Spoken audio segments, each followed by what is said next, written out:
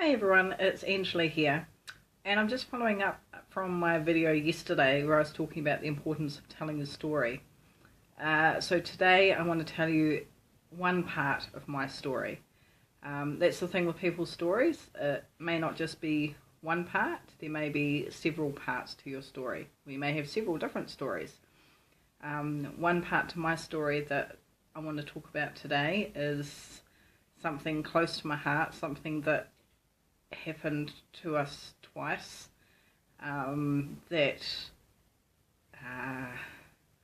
is a hard one to understand unless you've been through the situation yourself, but this may touch some of you out there. Some of you may have been through this before yourselves as well. So when my daughter was born nearly 10 years ago now, she was born prematurely. So she was born 10 weeks early. She only weighed 965 grams, and we had about an hour's warning that she was coming. So we got the shock of our lives. We weren't quite expecting that by the end of that day. I was still working. I was still expecting to be at work for another 4 weeks, or 6 weeks, I think. And then I thought, oh yeah, I'll have a bit of a break before the baby comes, but no, Emily scuttled that idea. And so we got the shock of our lives with her arriving so early, and nothing can prepare you for it. It's just such a, I don't even know how to describe the experience exactly. It's a very different experience. You can't describe the feelings, the emotions, the roller coaster. It's a very up and down time. We ended up spending almost 10 weeks in hospital with her. She came home the day before her due date. A couple of times there we weren't sure if she was going to make it. I mean, how do you describe a situation like that? How do you describe the heat in the neonatal unit? How do you describe the feelings of you never know what you're going to find when you walk in there next? A couple of times I'd walk in there and she'd be on a ventilator. You know, she had an infection or something like that. I mean, we were lucky. We got through the situation, and I made some really good friends, and Emily's healthy and happy and doing really well. And then we went through the same situation a little bit with her younger brother Brian. He was thankfully only 5 weeks early. We still spent 2.5 weeks in the hospital with him as well.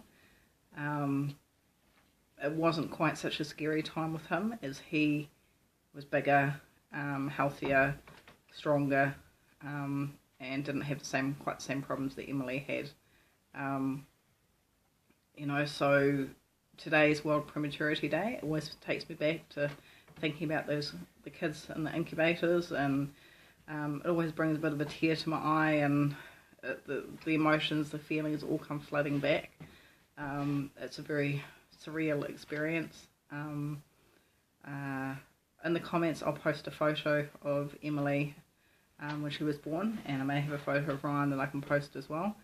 I remember seeing Emily for the first time and holding her, and my first instinct was to stroke her, and the nurse said, oh no, don't do that, she's only got one layer of skin. And I was like, oh okay, what do I do, sort of thing.